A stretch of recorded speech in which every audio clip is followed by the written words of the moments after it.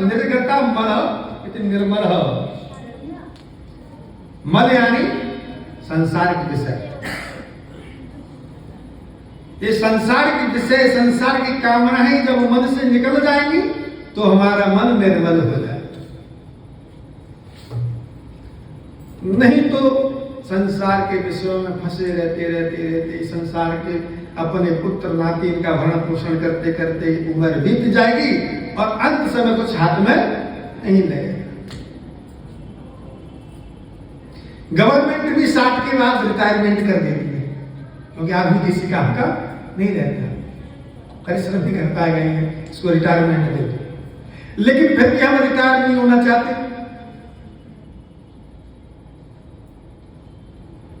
एक गृहस्थ थे, गृहस्थ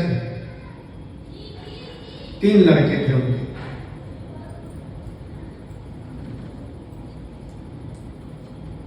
तीनों की शादी कर दी, बहुएं आई, बड़ी अच्छी बहुएं थी, सेवा कर।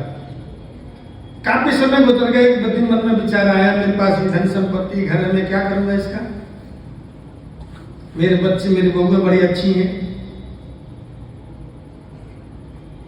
एक दिन तीनों को बुलाया, तीनों का बंटवारा किया, जो अपने पास था धन संपत्ति सब कुछ उनको दे। दूसरे दिन से उनकी सेवा बंद।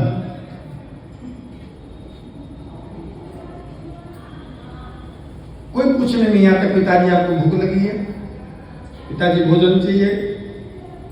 धीरे धीरे परेशान रहने लगे। एक दिन उनके मित्र एक संत थे, उनके पास गए, उनकी हालत देख करके पूछी, भाई क्या बात हो गई? बोले ऐसी ऐसी बात। भाई तुझको एक उपाय बताता हूं, तेरे पास कोई संदूक है? बोले है। तो संदूक को ले जाना जंगल में, और ले जाते समय बच्चे पूछे कहां जा रहे, तो कह देना मेरा बहुत पैसा ब्याज पे चढ़ा हुआ है, मैं उन पर पैसा लेने जा रहा हूं। और वहां से कंकड़ पत्थर भर के ले आना, चाबी मेरे पास ले जाओ। गृहस्थ ने वही काम किया। दूसरे दिन जो है ना सुबह चले लिए, एक आदमी बुला लिया और संदूक को उठवा के लेके चल दिए। पिताजी कहाँ जा रहे हैं? मेरा बहुत पैसा ब्याज पर चढ़ा हुआ है, वो लेने के लिए जा रहा हूं। इतना पैसा जो संदूक में भर के लाओगे? बोले हाँ भैया। शाम के समय आए, कंकड़ पत्थर भर के संदूक में ताला लगा करके रख दिया घर में, और उसको कुछ पैसा देकर के विदा कर दिया व्यक्ति को। दूसरे दिन से बड़ी बहू आई, पिताजी ये गर्म पानी लाई, स्नान कर लो। बीच की बहू आई, पिताजी आपके लिए सुंदर नाश्ता लाई, नाश्ता कर लो। तीसरी बहू दोपहर में आई, पिताजी ये सुंदर भोजन लाई, भोजन कर लो। पुनः सेवा शुश्रूषा प्रारंभ हो गई। एक दिन बढ़ के बोले, पिताजी क्या है संदूक में, एक बार दिखाता दो भैया, मरने के बाद ले लेना, तुम्हारा ही पैसा। समय आने पर उनकी मृत्यु हुई। चाबी चारों तरफ खोजी, कहीं नहीं मिली। संत महात्मा से कि उन्होंने कहा चाबी तो मेरे पास है, लेकिन इनका सब कार्य संपन्न करो, उसके बाद चाबी लेना। सब कार्य संपन्न कर दिया, चाबी लेने गए, चाबी ले दी, खोला तो उसमें निकले। बोले ये पिताजी बहुत चालाक है, कभी ये नहीं सोचा कि जिन्होंने हमको जन्म दिया है ये कलयुग है। सुतम कस्य धनम कस्य स्नेहवान ज्वलते निशम। न कोई किसी का बेटा है, न किसी का धन है। जो इनमें स्नेह कर लेता है वो हमेशा दुखी रहता है, कष्ट पाता है। बस आजकल का जमाना है, ध्यान रखना, जीते जी कभी अपनी संपत्ति मत दे, मरने के बाद दे दो भैया। बोले वृंदावन विहारी लाल की जय।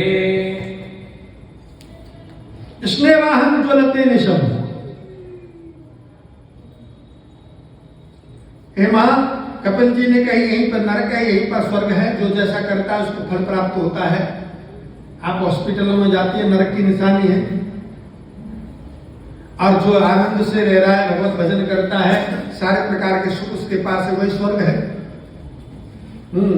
इस नरक यमलोक जाने का मार्ग जो है ना 3,96,00,000 करोड़ है। वहां पर भगवान के यम के दूत आते हैं, उसको कूड़ा मारते हुए ले जाते हैं। भूख प्यास लगती है लेकिन नहीं मिलता है, गरम गरम भूख कर उसको चलाया जाता है। ये जब जीव माँ के गर्भ में आता है तो कललम त्वेक रात्रेरः पंचरात्रेण मुद्दम नसाहे नतु करगंधो पेशन्नम बादतः परम। एक रात्रि में कलल के बराबर, दूसरी रात्रि में बुदबुदे के बराबर और 10 दिन में बेर के बराबर हो जाता है।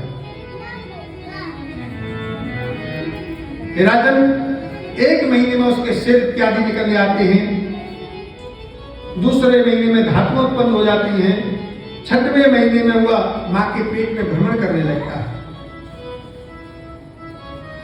अब मां जैसा खाती है वैसा ही उसको, अगर तीखा खाएगी तो उसके चर्म में कष्ट होता है। तो गर्भ में मां के गर्भ में पड़ा हुआ जीव और प्रार्थना करता है प्रभु से, हे प्रभु आप मुझको यहां से निकालिए, मैं बहुत दुखी हूं, मैंने बहुत अपराध किए, मैं आपका बहुत भजन करूं। इसलिए माताओं को कभी ध्यान रखना चाहिए, जब गर्भ में बालक हो तो कभी भी इस तरह का भोजन नहीं करें जिससे कि बालक को कष्ट हो। सुष्ठु सुंदर सरस भोजन करना चाहिए। हमेशा भगवान का भक्ति का ध्यान करते हुए चलना चाहिए, क्योंकि गर्भ में जो बालक होता है उसके ऊपर आपके जो मानसिकता होती है उसका प्रभाव पड़ता है। प्रहलाद जी को, ध्रुव जी को मां के गर्भ में ही ज्ञान हुआ।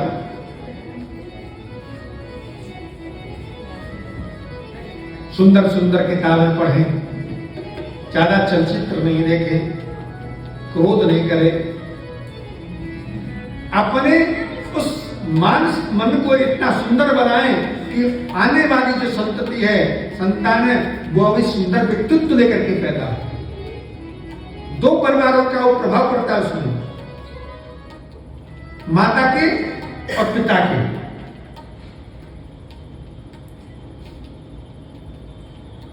इसलिए शादी जब करते हैं तब देखते हैं कन्या का कुल कैसा है, वर का कुल कैसा है। हमारे बुजुर्गों ने ये सब नियम बड़े सोच समझ करके बनाए।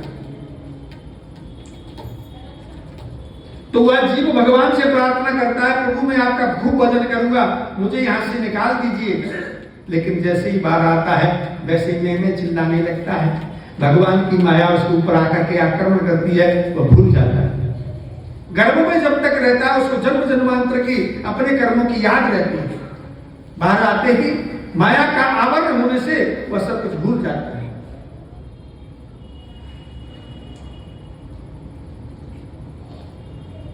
हे राजन, जो जैसा कर्म करता है वो धूर्व मार्ग से और अच्छी मार्ग से भगवत धाम के लिए जाता है। कपिल जी ने माता को नाना प्रकार के ज्ञान प्रदान किया और वहां से माता से आज्ञा लेकर के समुद्र के किनारे ईशान कोण में चले गए। वहां पर भगवान अपने स्वरूप में लीन हुए। वृंदावन बिहारी लाल तो मनोस्तु सतरूपाय तिस्रः कन्या सुजग्रे आकुति देवहूति प्रसूतिर्ति विश्रुतः।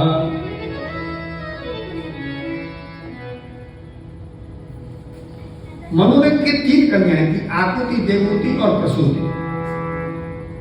आकुति जो ना रुचि प्रजापति को दी, उनसे यज्ञ और दक्षिणा नाम के पुत्र उत्पन्न हुए जो नारायण और लक्ष्मी का स्वरूप थे। देवहूति की कथा आपको सुना चुके हैं, कर्दम जी के लिए उनका विवाह हुआ। और प्रसूति जो कन्या थी वो दक्ष प्रजापति को दी। विदुर जी कहने लगे मैत्री जी से, प्रभु मैंने सुना है अत्रि ऋषि के यहाँ 3 देवता उत्पन्न हुए थे, अनुसुईया के यहाँ, वो कथा आप मुझको सुनाइए। मैत्री जी कहने लगे हे राजन, एक ऋक्ष नाम का पर्वत है, उस पर्वत पर अनुसुईया और अत्रि ने बहुत तपस्या की। जब उनकी तपस्या पूर्ण हुई तो 3 देवता ब्रह्मा, विष्णु और महेश वहां प्रकट हुए। उनको प्रणाम करके और अत्रि ऋषि कहने लगे प्रभु मैं तो एक को ही बुलाया था, आप 3 कैसे आ गए? भगवान ने कहा हम तीनों में कोई अंतर नहीं है,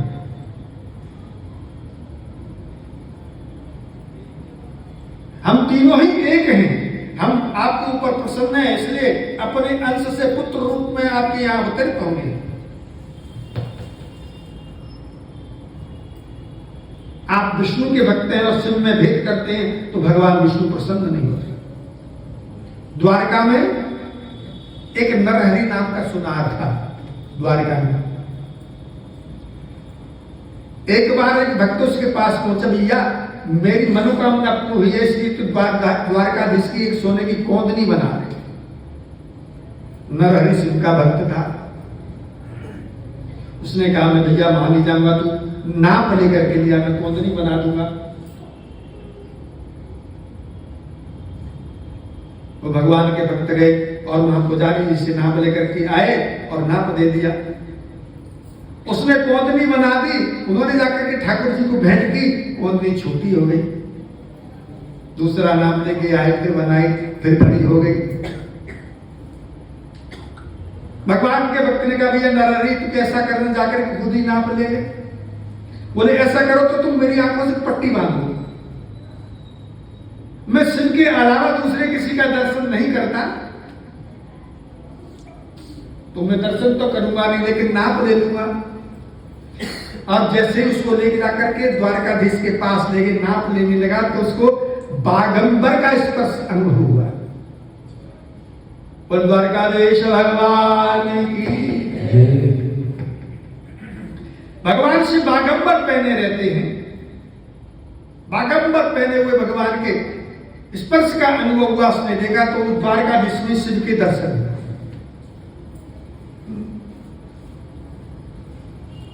एक बार तुलसीदास जी वृंदावन में आए थे। सुदामा कुटी नाम सुना है ना आपने? सुदामा कुटी, वहां पर आए।